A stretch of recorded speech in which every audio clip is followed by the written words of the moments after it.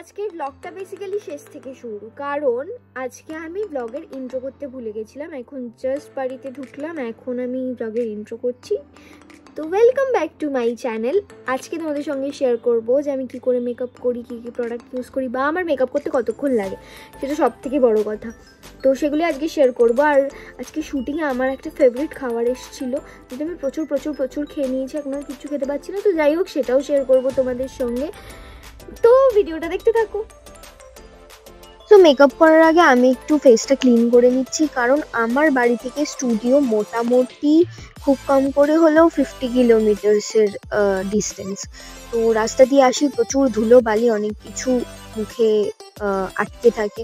তো তার উপরে মেকআপ করাটা উচিত নয় বলে আমার মনে হয়, আমি জানি না সঠিক, বাট আমার মনে হয় যে একটু ক্লিন করে নেওয়া উচিত। তাই আগে আমি একটু ক্লিন করে নিই।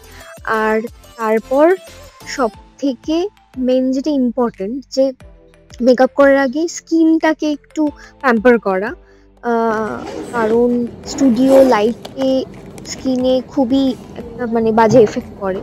তো আমি ওই জন্য একটা প্রাইমার প্লাস ময়শ্চারাইজার বলা যেতে পারে যেটা ইউজ করি। এটা খুবই লাইট ওয়েট, তবে একটা বেশ মেকআপের পর একটা অদ্ভুত শাইন দেয়। এটা এমনিও যারা মোটামুটি বেস টেস করতে চাও না, এমনি নর্মাল কোনো বার্থডে পার্টি বা কোথাও যেতে হবে, এই লাইট অ্যাকচুয়ালি অতটা হয়তো তোমরা বুঝতে পারবে না, বাট এটা এমনি বেশ একটা গ্লোয়িং একটা ব্যাপার দেয়। তো আমি প্রথমে এটা ইউজ করি, আর তারপর আমি স্টেপ বাই স্টেপ দেখাচ্ছি তোমাদের। আর এটা হলো আমার ফাউন্ডেশন, যেটা আমি এখন ইউজ করব। এটাও খুব লাইট ওয়েট, কারণ আমি খুব হেভি মেকআপ একদমই পছন্দ করি। তো বেসটা লাইট হলেও বেশ ব্রাইট হতে হয়।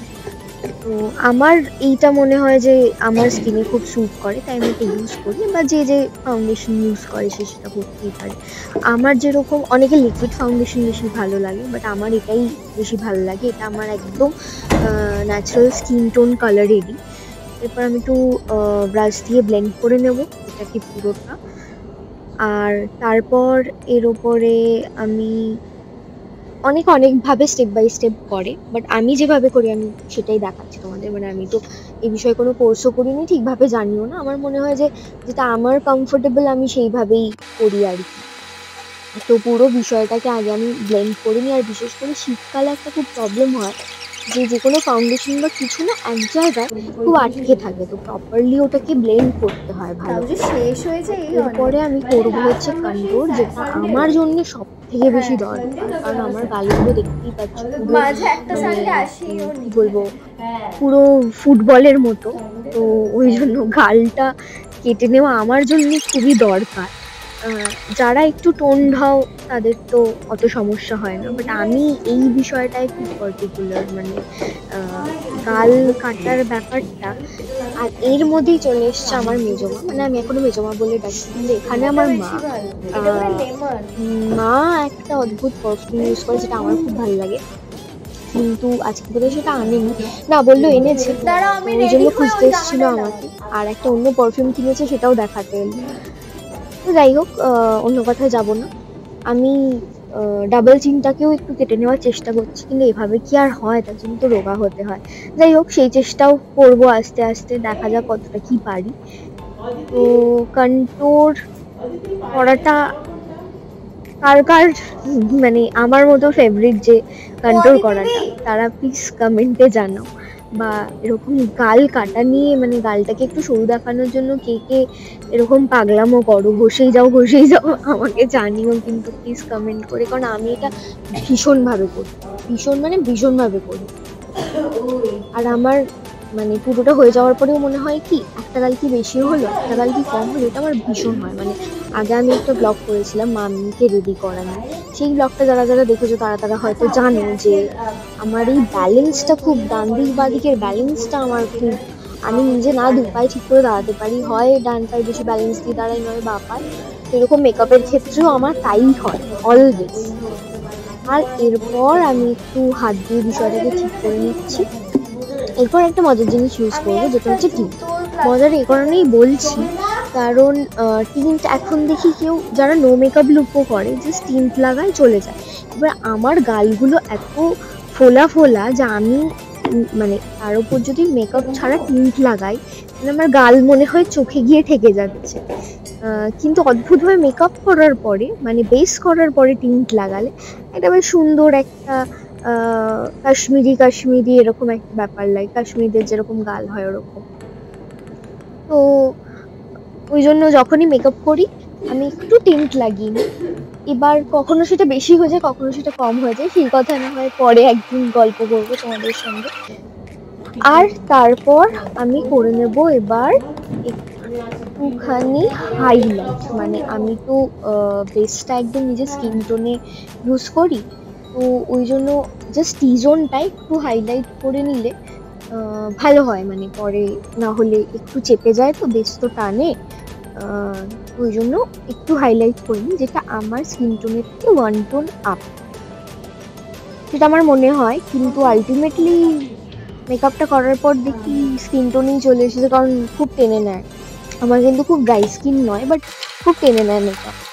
তো যাই হোক, এবার ওটাকে ব্লেন্ডার দিয়ে ভালো করে ব্লেন্ড করে নিচ্ছি। আর যেহেতু এটা লিকুইড, এই ক্ষেত্রে আরও বেশি সমস্যা হয় শীতকালে, মানে স্টিকগুলোই ভালো করে ব্লেন্ড করতে হয়, না হলে আটকে আটকে যায়। আর এটা তো আরও বেশি।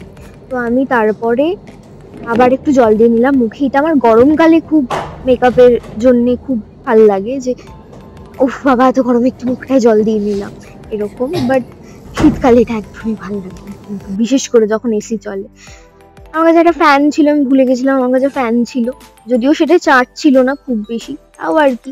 তারপর আবার একটু ব্লেন্ডার দিয়ে ট্যাপ করে নিলাম। এরপর আমি লাগাবো কম্প্যাক্ট, কারণ আমি পাউডার ইউজ করি না। মেকআপ ফিক্স করার জন্য ম্যাক্সিমাম লোকে পাউডার ইউজ করে, আমার পাউডার ইউজ করলে স্কিনে একটু প্রবলেম হয়।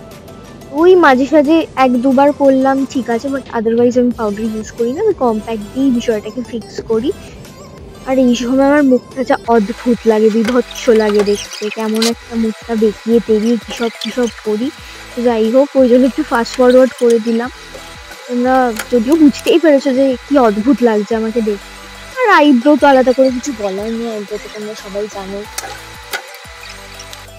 আইব্রোটা করে নেওয়ার পর এবার হচ্ছে আই মেকআপ। এইবার তোমরা দেখতে পাবে যে আমি দুটো চোখে ঘষেই যাবো, ডান চোখটা হলে বা চোখে, বা চোখটা হলে ডান চোখে, কারণ ওই যে আবার ডান দিক বা দিকে ব্যালেন্স বুঝতে পারি না, এইটা আমার ভীষণ একটা সমস্যা।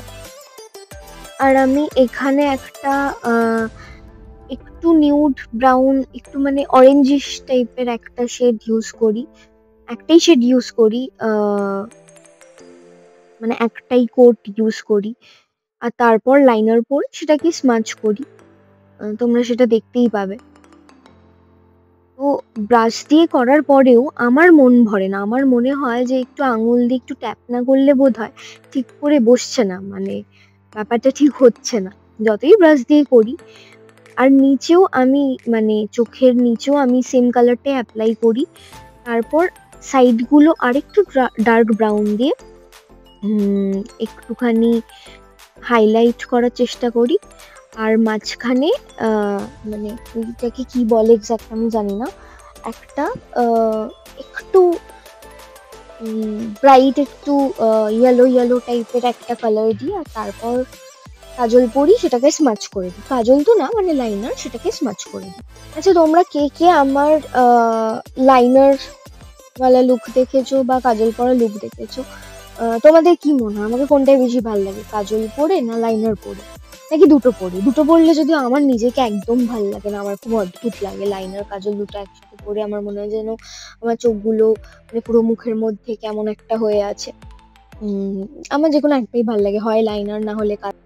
আর আমার পুরো মেকআপের মধ্যে সব থেকে বেশি সময় শুধু ব্যালেন্স দেখতেই চলে যায়, মানে ডান দিকটা ঠিক করলে মনে হয় বাঁ দিকটা একটু বেড়ে গেছে, বাঁ দিকটা ঠিক করলে মনে হয় ডান দিকটা একটু কমে গেছে, মানে অদ্ভুত হতে থাকে।